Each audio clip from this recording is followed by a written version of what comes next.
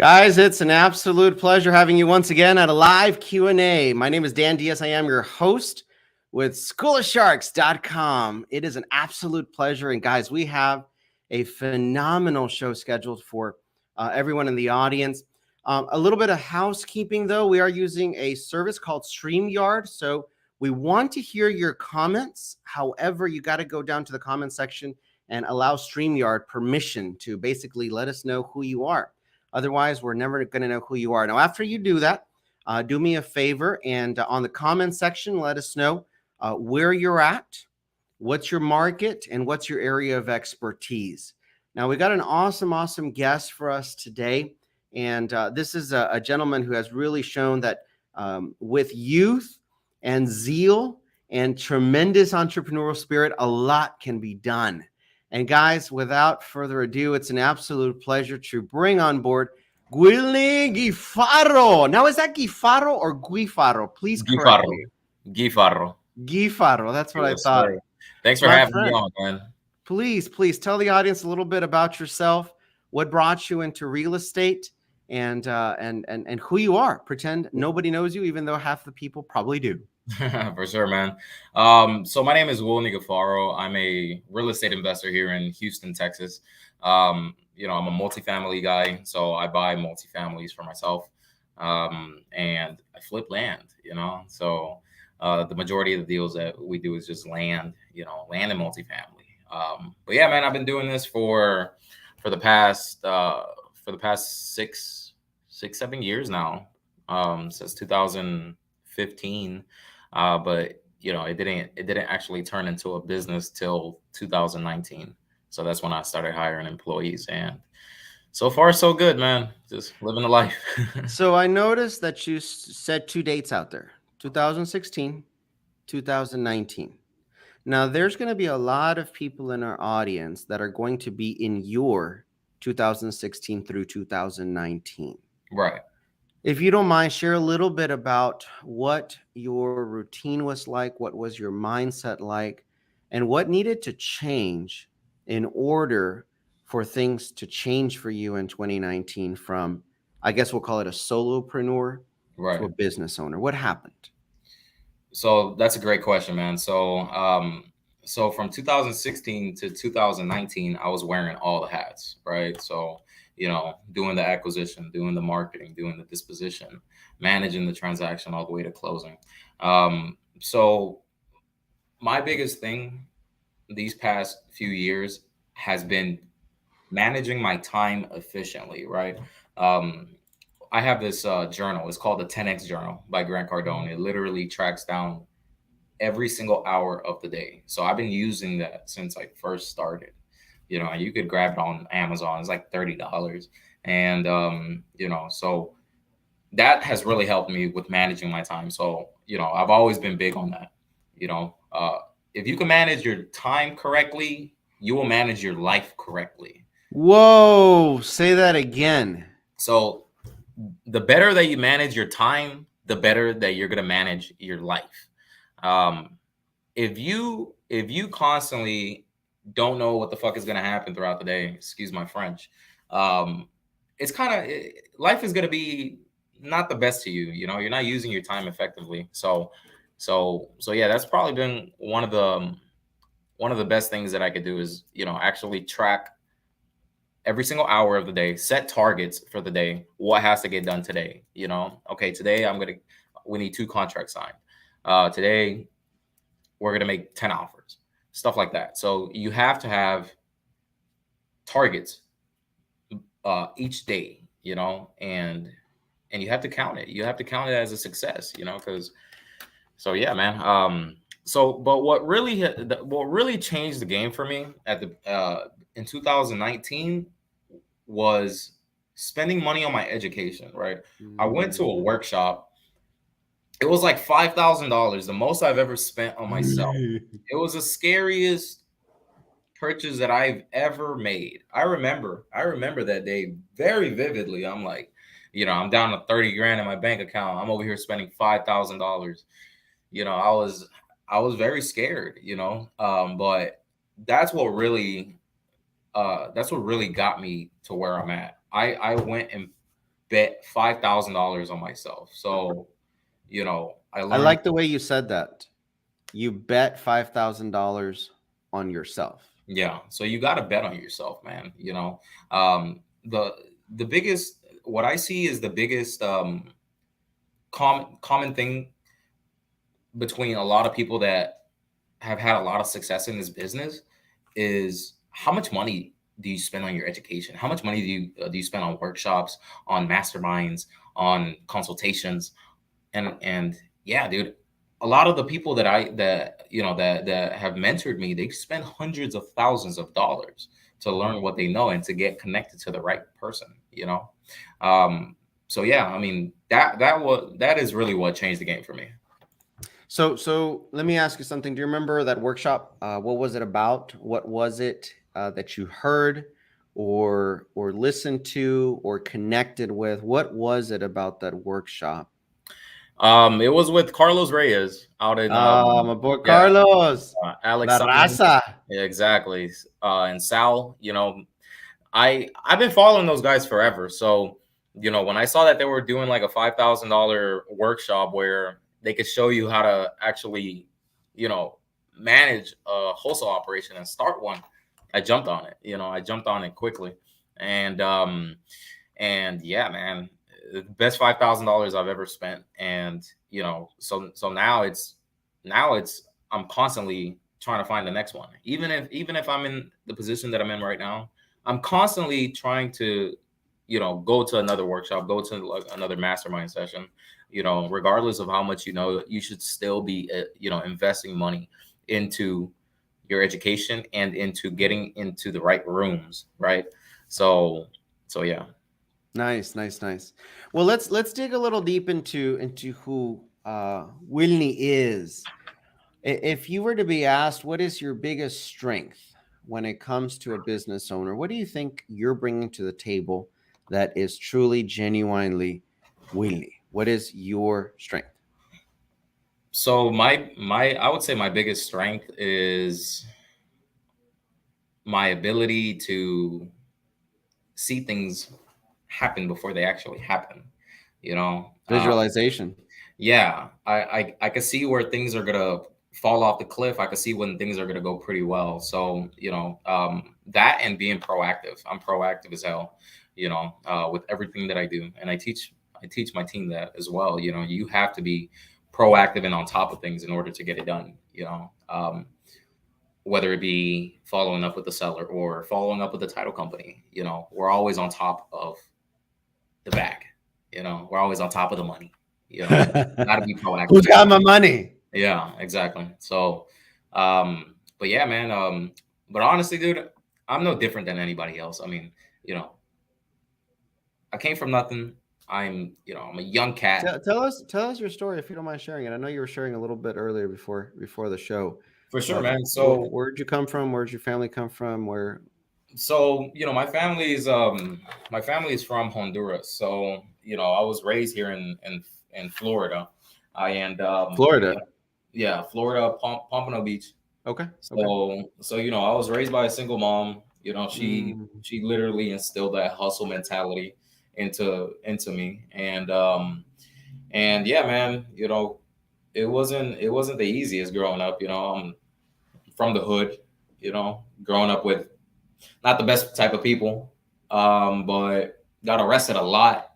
I probably got arrested like 7 times before I was like Oh, 17. Yeah, wow. so I have a very rough background, but I thank God because all that has really got me to where I'm at. Yeah. So when you're going through stuff, you shouldn't look at it as a bad thing, honestly. And this is how I look at things now. I really don't look at anything as bad. I just look at it as a stepping stone, right, to the next level. And I always look back and say and ask myself, like, what did I learn from this? What could I have done better? What shouldn't I have done? Yeah. So that going through all that really has instilled that mindset in me, and which led to me being where I'm at such a young Yeah. age. Does your mom still? Because I know you live in Houston, right? Is she in Yeah. Florida or is she in Houston? Yeah, she's in Florida. So Okay. I go out there, I visit, maybe once every 2 months, 3 months. No seas gacho, go more often. Right? My mom tells me the same thing. She was like, bro, why don't you just buy a house here? I'm like, you're right. We'll Yeah, start with the land. for real. We'll start with the land. But yeah, man, it's I come from that type of background, and I got here back when I was 18 years old. I literally packed all my shit in my car and I drove to Houston. What was it about Houston?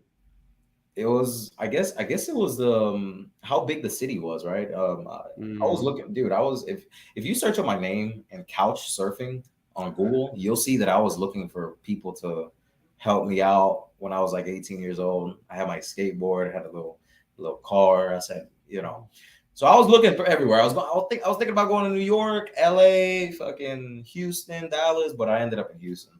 So I packed all my shit. I got to Houston, and yeah, man, that was like 2016. And Nice, nice, yeah, nice. man. So, started working for a real estate company, and yeah, man, learned a lot throughout Oh, for sure. yeah. Hey guys, quick kind of comment. We'd love to hear from you, but we're using a service called StreamYard. So what I need for you to do is to on the comments of the post, go ahead and give permission to StreamYard so that we know who you are. Otherwise, we're not going to know who your beautiful faces are. And once you do that, make sure in the comments, let us know where you're from and what's your market. And if you have any questions or challenges or anything that you'd like Willny or myself to kind of answer, go through, we're happy. This is time for you guys. So we're definitely happy to do that. Nice. Let's talk a little bit about, some of the challenges that you might be facing. Let's be real. What do you think, based upon your personality, some of your most challenging weaknesses that you're still working on now? I would say my most challenging weakness would probably be leaving work at work, right? Mm, Office work, I want to leave it at the office. So it's really it's really separating personal from business. I'm always I'm always bringing the office to my house, and it's definitely not good. But I think it's that addictive personality that I have, because I was addicted to the wrong shit back then. So yeah. so now, but I've been working on it. Uh, so that's on the personal side. On the business side, man, on the business side, now that I think about it, man, that's a tough question, dude. On the business side, um, it would still probably be getting in the right rooms, finding the Mhm. right people to help me out with. You only got 24 hours, so Yeah, who are you going to spend those 24 hours with? exactly. So yeah, I guess that's another thing. I want to be more resourceful, Mhm. so with my contacts and whatnot. So yeah. We got a real good question from Uriah. Thank you so much for chiming in. What would made you gain expertise in land? What ¿Cómo made aprendiste la tierra? For real. Honestly, man, I've been flipping land for years. I've been doing this for years. What? But it all started with small little lots, right? Mhm. Very, very tiny lots, and you know, I saw how easy it is, right? I saw how streamlined of a process it is compared to houses. With land, you literally lock it up, marketing flyer, and sell the property. That's literally the 3 steps. You You know, don't you mow have to it? sell it, huh? You don't mow it? Right? Yeah. So no mowing, no showing, no tenants, no toilets, nothing. So we then started looking at bigger acres. You know, 5 acres, 10 acres, and that was very intriguing to us. I mean, because if you could have such a streamlined process with smaller lots, why can't you with bigger lots? So that's what we did, man. So now we're like only marketing to big acreage and When you most say big, how many you're talking about? 20 plus. 20 plus. Okay. Yeah, Good. 20 plus. But we still have, I mean, we still market to smaller acres as well. I'm not gonna lie. We still do. We still market to the smaller acres, 1 acre plus. But majority of the marketing budget for land goes to these bigger assets. You know, I found out that my marketing ROI is way higher than the industry average. You know, on average, if you're doing wholesaling, every dollar that you spent is going to turn into 5 or 6. Mm-hmm. Since we are marketing to strictly land, our marketing ROI is 10 to 12x. So every dollar that we Wow. spend turns into $10 or $12. And yeah, man. I mean, if it just doesn't make any sense to deal with anything else, you know. And I'm not saying that we're not gonna do a house deal if it comes Yeah. across our table, Yeah. but Why we're not not? gonna put our marketing dollars towards houses, you know. So Nice. Nice. yeah. Nice. Facebook user. I'm sure you're a lovely person, guy or girl. Where do you pull your list for vacant land or lots? So we pull our list from a few different sources. ILS Investment Group. A buddy of mine's created it. His name is Pablo, and this guy is a freaking genius. He creates scripts and coding, and he puts it on these appraiser websites and literally scrapes a bunch of data for you. So this is raw data. So we use him. We also use Is this something that's only available to you for your relationship, or is this something that somebody can yeah, go no, you could actually reach out to him. ilsinvestmentgroup.com. So ilsinvestmentgroup.com. yeah, Nice. yeah. His name is Pablo. He's a great guy. We also use Atom Data. Is he at all? Let me pause you. Is he at all related to ILS.cash, investor loan source? No, Okay. no. I think I that's used to like ILS total deviation because they used to have a wrappable product. There was a hard money lender and also, but they used to have a wrappable yeah. product. I think I have a loan with them right now. 1 unit. Yeah, It just the ILS kind of was like, wait a yeah. minute, is Kind it of stood out. related? Huh? Yeah. I know those guys. I was like, what um, the? He didn't tell me his name was Paul. yeah, yeah, man. So we use him, and we also use Atom Data and List Source. So we combine the list together. We stack it, so we're not skip tracing the same properties multiple times, and yeah, that's basically it. We Paul also Rudder? what was that? Paul Rudder? Someone commented. Is that his name? No, his name is Pablo. Escobar? He's on IG. He's Abundancia Mindset. Yeah, Pablo.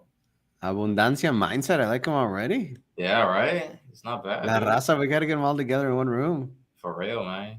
No, the guy's a good guy, dude. He's Atom Data and List Source. Atom Data and List Source. Yeah.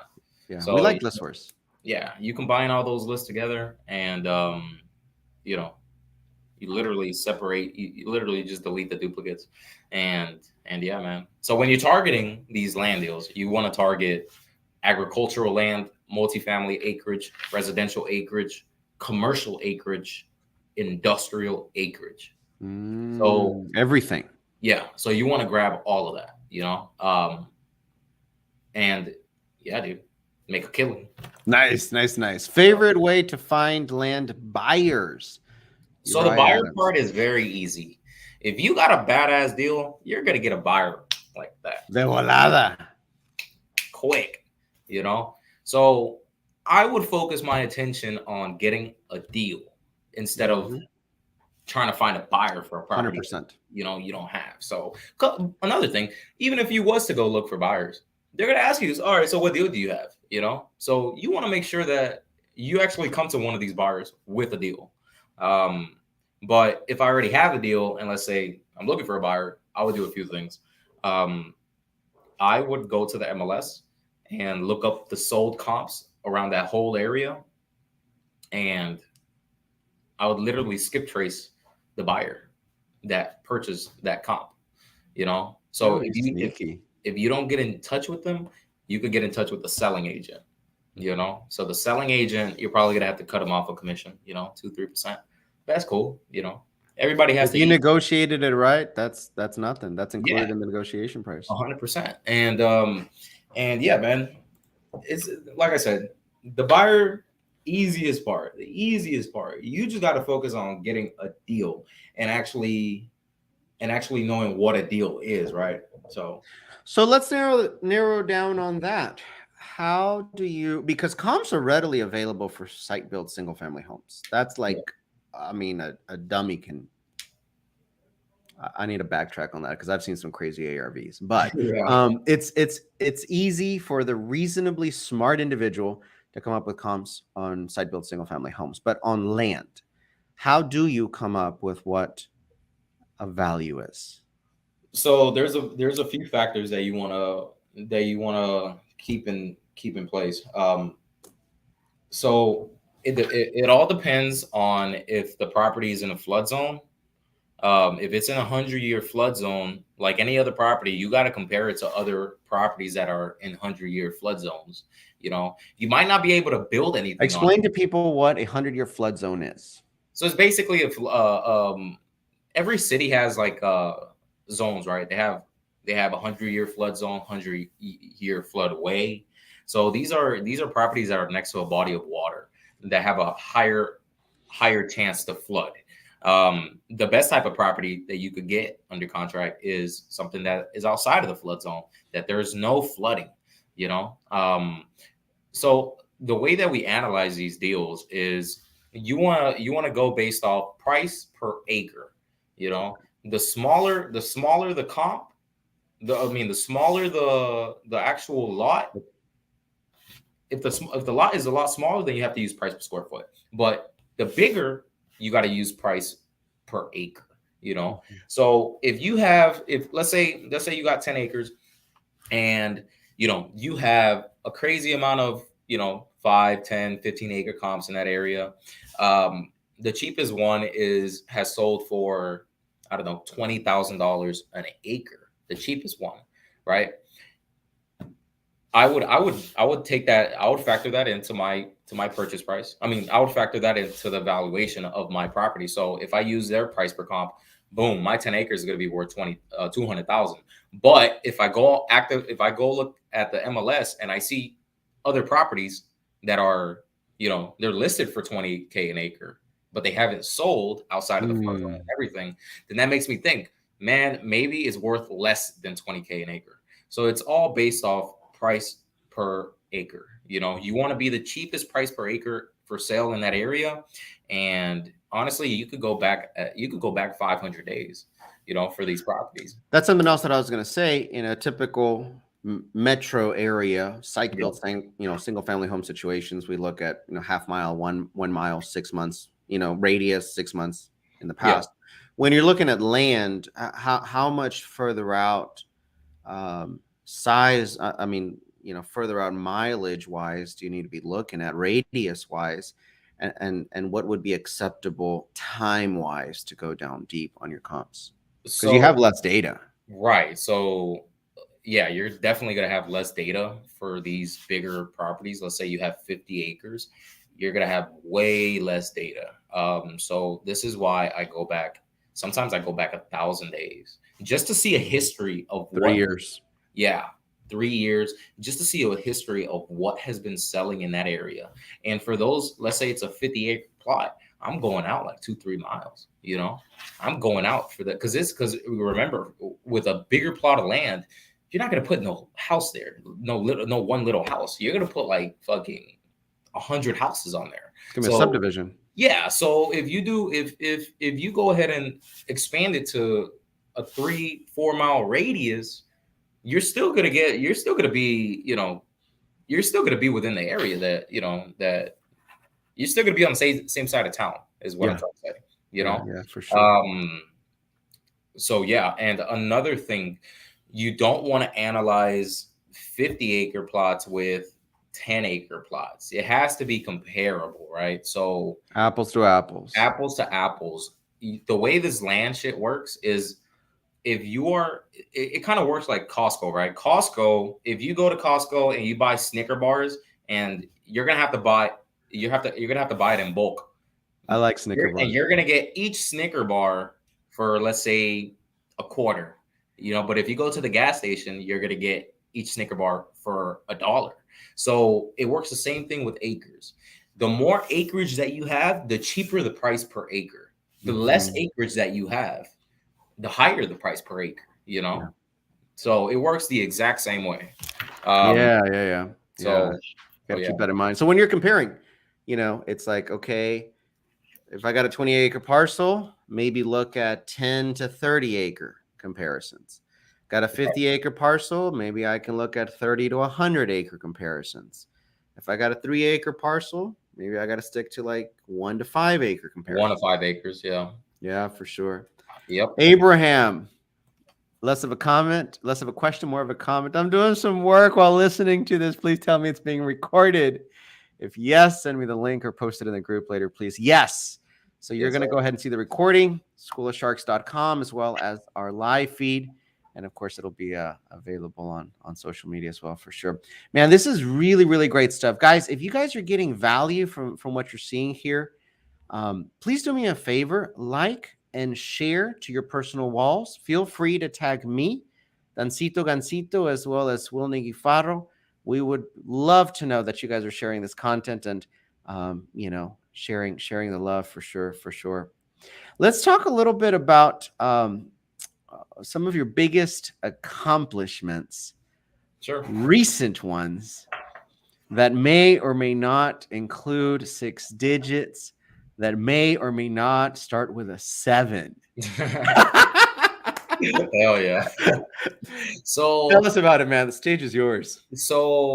one of my biggest accomplishments is I recently paid my acquisition manager over 100 grand on one transaction. So honestly, that felt way better than actually closing the deal. You know, So me say paying. say that again. Exactly what happened, because that's really unique.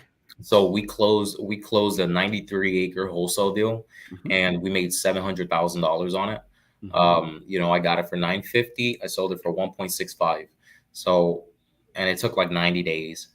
But what I find much better than actually making that money is paying my guy 100 grand just Whoa! just for being the acquisition manager on that deal. So I'm that My DM is blowing up. Are you hiring? Are you hiring? Where can I apply? yeah, we're hiring. There's my email right there, Willny at equityoftexas.com. Man, You know, that's awesome. yes, Sharing the sir. love, for So sure. so yeah, man, that felt way better than actually closing the deal, because you get to a point where you make a lot of money and it's nothing new. I make another 100 grand. Okay, está bueno. It's fine. Vámonos. Yeah, vámonos. It's all right. But when you're able to pay somebody that amount of money, that is that's the greatest feeling ever. I almost shed a tear when I gave him a hundred Oh, I grand. bet you But did. yeah, dude, yeah, right. I mean, it's life changing money. Yeah. So yeah, man. I'm more on the impacting side. I love impacting people's lives. Um, so that's probably my biggest accomplishment, aside from closing that big deal. Yeah. Um, I guess another thing, man, is another thing is probably I created this course, and it literally shows everybody how to actually flip these acres, right? I have a lot of friends that they didn't want me to share this, to share the information that I know on flipping land, because it's gonna get saturated or something like that.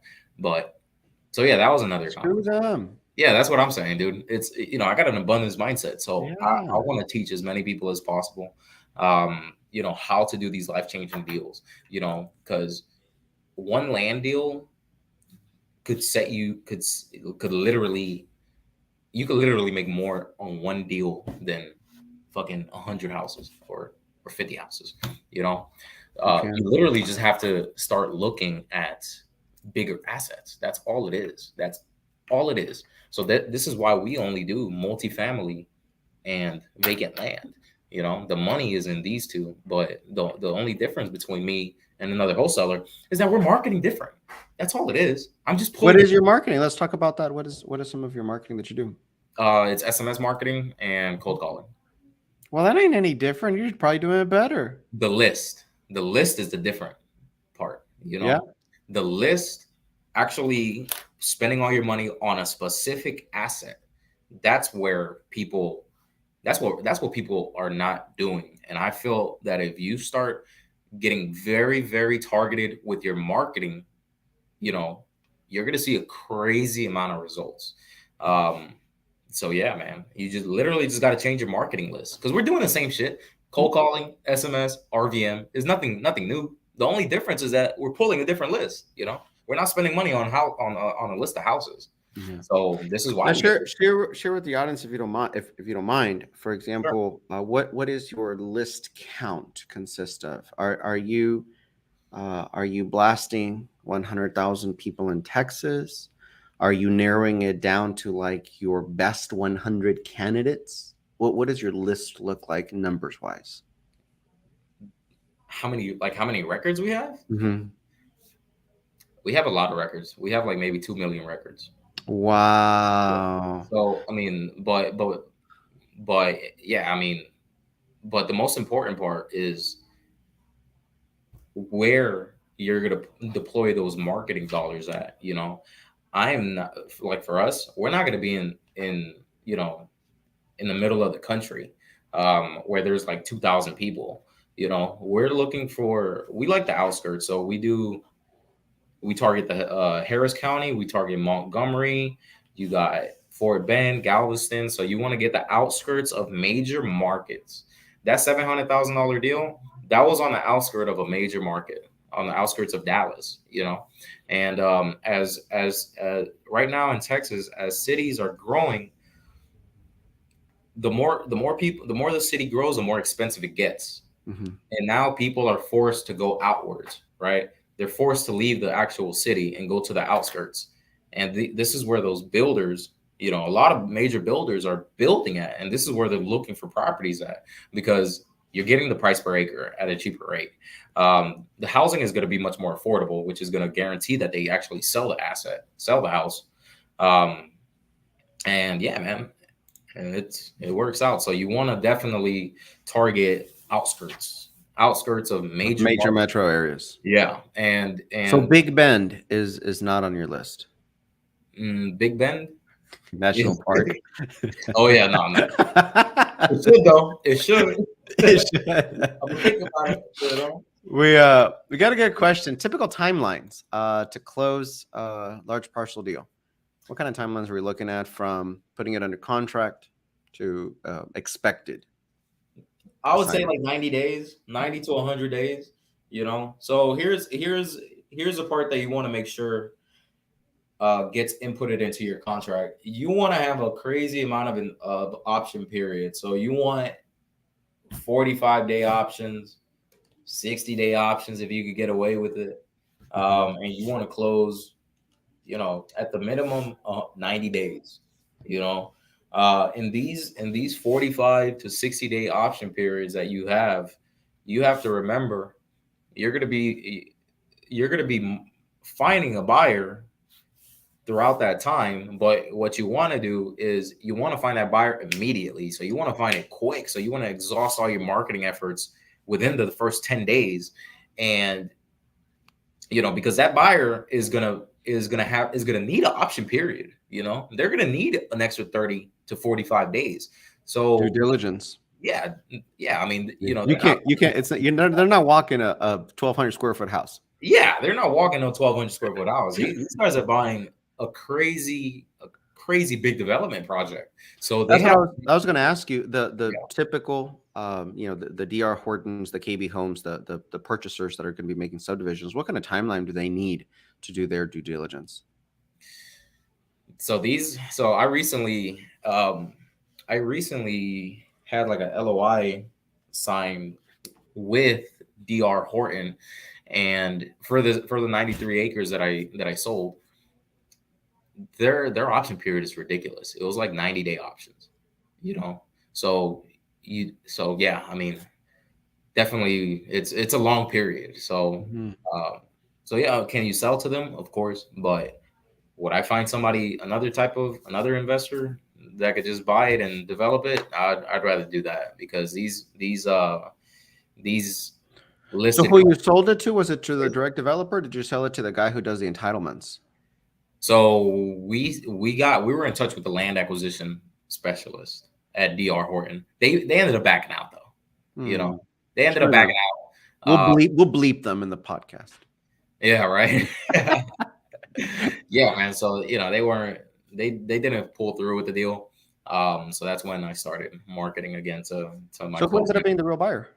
I mean, you don't have to say the name, but like what kind of So buyer it was it? was it was actually somebody from my close network that got it sold for me. So I got it for 950. Um, we sold it for 1.65. My buddy, my buddy went under contract at 1.65. He sold it to another guy at 1.85. So he So made two. he made 200 grand. Woo. And yeah, man, Do it you know worked. do you know who the final buyer was? Yeah, What yeah. kind of person was he? Huh? What kind of like was he a developer or was he somebody who does Yeah. land entitlement or So he was a developer. So okay. he's gonna end up putting 200-300 homes on there, and yeah, man. So it worked out for him, man. The property, it's a nice size property. It's next to a DR Horton development already. I'm shocked they didn't like that just seems silly. You know, you were gonna be right next to it. Yeah. You knew So you knew everything. You knew the contractors, you knew the land, what it looked like, you know. exactly. So, but I'm kind of glad that they didn't buy it because you know it probably would have dragged on till December. You know. And your buddy in your network wouldn't have made 200,000. Exactly. So I mean, for real, right? I mean, literally, man. So that was his biggest deal. That was my biggest deal. Everybody ate. So, and that's another thing. You're always, how I see it, you're always gonna have to leave money on the table for these wholesaling these bigger acres. You know, have to. you have to leave money on the table. Do not try to maximize your profit on bigger acres. For bigger acres, what I'm focused on is the terms of the contract when I go to sell it. The smaller the acre, the acreage, the more I focus on price because I know there's a big pool of buyers that are going to buy it quick. Now with bigger acres, I mainly focus on the terms because the terms is literally what is going to make or break the deal. So I want people that could close within 60 days, 60, 90 days and need like 15, 30, 45-day option periods, so Nice, nice, nice, nice. Definitely gold. Let's talk about perhaps some actionable information. What are some words of wisdom that you can share with someone who is maybe starting out either in real estate or perhaps in land acquisition and wholesaling? What are something that you can share that's really been impactful either in your life or your career? So that's a good question, man. So what I would recommend people do is I would recommend you go ahead and make an offer for every single property you come across. That's one of the things that I didn't do at the beginning of my journey. I didn't make offers on everything. I should have made offers on everything. Um, so that's one. Another thing is you got to invest in your education. You have to spend money on knowledge. So you're gonna get the best ROI. The more you know, the easier life gets. Honestly, you know, and and yeah, man, that's pretty much that. Spend money on your education. Shoot your shot. You got to shoot your Shoot shot. your shot every Yeah, day.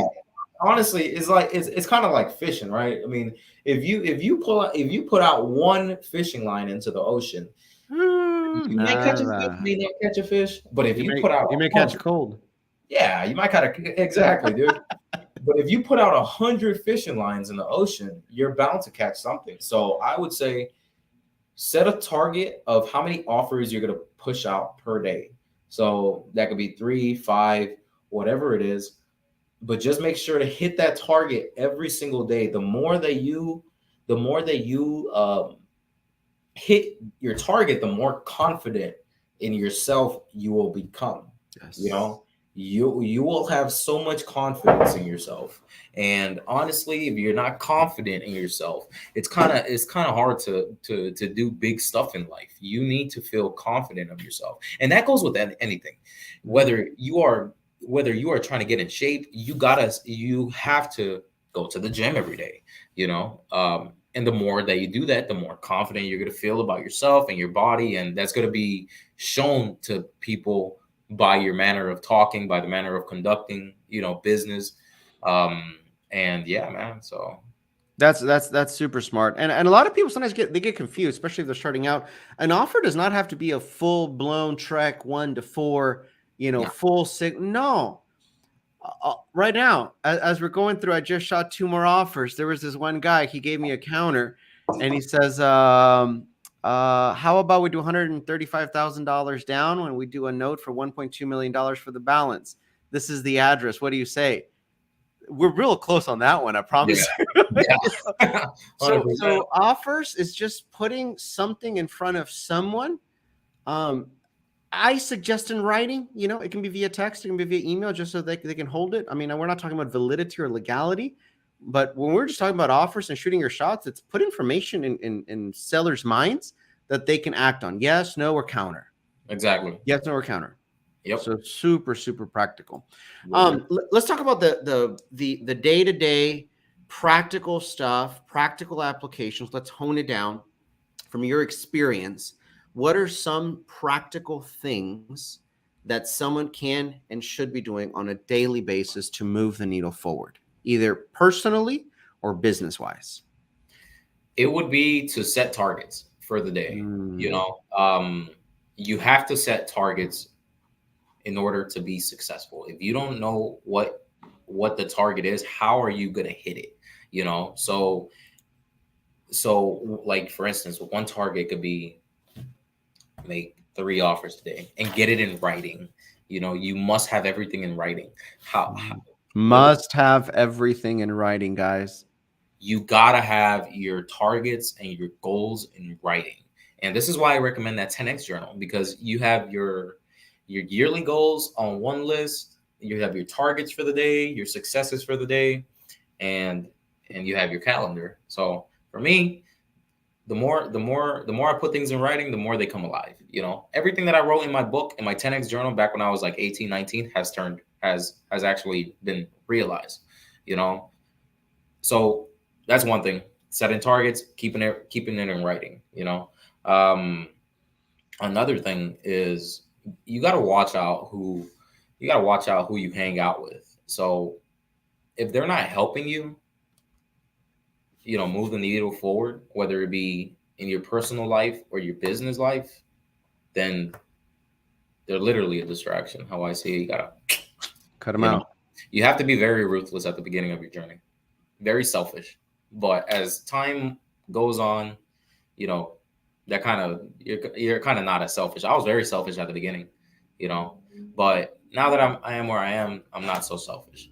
I don't think it was selfishness. I'm going to call you out on that. I don't think it was selfishness, because I think you realized even at your early age that focusing on yourself would allow you to give more. Yeah, true. So if it's all right, I'll call you out on that. I mean, selfish means me, and only me. But you were focused on how can I improve myself, because only by improving myself can I improve those around me. Exactly. And that is perfectly fine. I mean, that's right where someone needs to be, for sure. 100%. Well, listen, Willny, I really do appreciate your time. I know that when we originally scheduled this, you told me you had an important meeting to head out at 5 o'clock. So we want to be super respectful of your time. Thank you so much for being generous. If anyone wants to get in contact, here's his email address. He may not respond right away because he's doing a $700,000 deal. So just throwing that out there. But thank you so much. I'd like to leave the platform a little bit for maybe about 30, 45 seconds for you, if you'd like to say something with the audience and just kind of share something inspirational or motivational and maybe kind of get everyone pumped. Go ahead. So guys, you guys, if you're wholesaling, you have to realize that, you must maximize your marketing dollars. So you got to spend every dollar that you spend has to multiply. Now, if you want bigger results, you're gonna need to change your asset class. You know, you're not gonna see no $700,000 wholesale deals wholesaling houses. You know, it's just not gonna happen. You know, so this is why I created a course. It's called Flipping Acres 101. You can find it at flippingacreage.com, and it's going to show you everything I know about wholesaling big parcels of land. You know, so yes, sir. I love that. I love that. Thank you so much for sharing. Guys, it's been an absolute pleasure having you guys on board. Again, if you enjoyed the content, show a little love. Go ahead and share this on your own personal social media platform. Feel free to tag myself as well as Willny. We'll be ecstatic to hear about your journey. Thank you so much, Willny. I hope you guys have a great one, and you guys enjoy the rest of the day. Cheers to y'all. God bless.